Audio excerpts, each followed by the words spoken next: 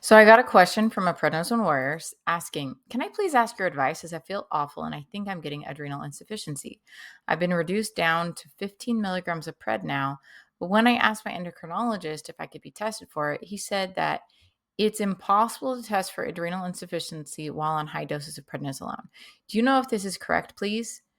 And first of all, I want to give the disclaimer. I am Dr. Megan, the prednisone pharmacist, but I cannot give medical advice. Your doctor is your best source of information. So, based on the incredibly small amount of information you've shared with me, I will give you the scientific information, but you've got to apply this to your own personal situation with medical advice from an actual doctor. So, the real question is, can you test for adrenal insufficiency while on high doses of prednisone, right? And I have to agree with your endocrinologist that it is, in fact, impossible to test for adrenal insufficiency.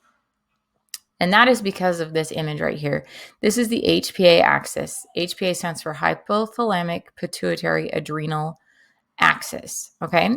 And this system works just fine when we're not taking prednisone. And there's this part in your brain that sends a signal using CRH to your pituitary, another part in your brain using ACTH to your adrenal cortex. And this is all complex and it's this beautiful dance. And that is what allows us to release glucocorticoids like prednisone or a naturally occurring cortisol. I don't want you to have to really worry about this.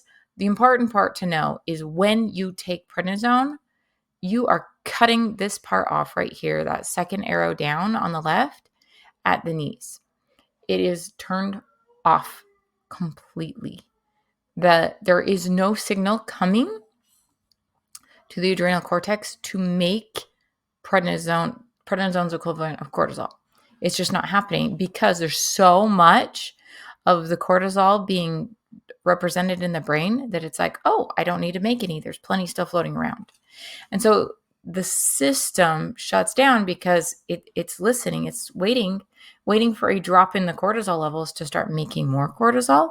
And so you essentially, every single person who is taking prednisone more than 2.5 milligrams a day has adrenal insufficiency by definition of you're not making adrenal hormones. Like every single person is adrenal insufficient while taking prednisone, which is why you keep taking prednisone and you don't stop taking it without tapering. That is the whole principle behind it. That's the whole point. Okay. So, along with that, the real issue you're having is that I feel awful and I think I'm getting adrenal insufficiency. So adrenal insufficiency isn't really the word. It's actually probably you're going through prednisone withdrawal syndrome.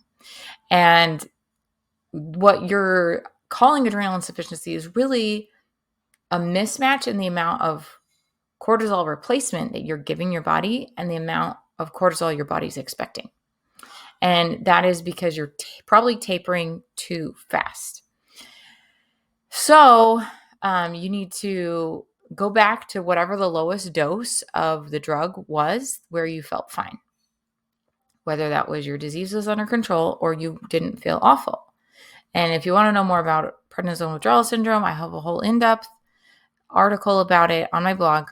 But basically, prednisone withdrawal is not adrenal insufficiency.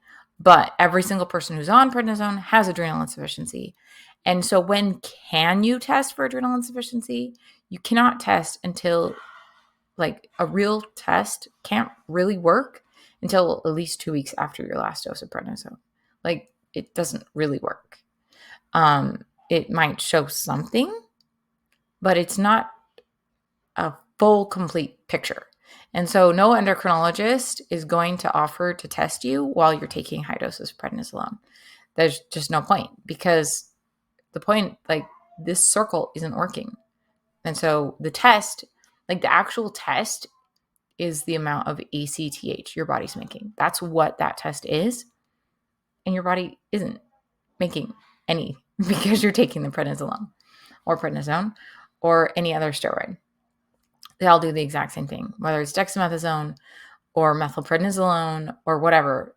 If you're taking it by mouth, it's turning off this axis. And so there's just no point in testing. So read my blog all about prednisone withdrawal syndrome. And if it works with your doctor, go back on the lowest dose that you didn't feel awful at. And that's how you can get back. Signing off, it's Dr. Megan, your prednisone pharmacist.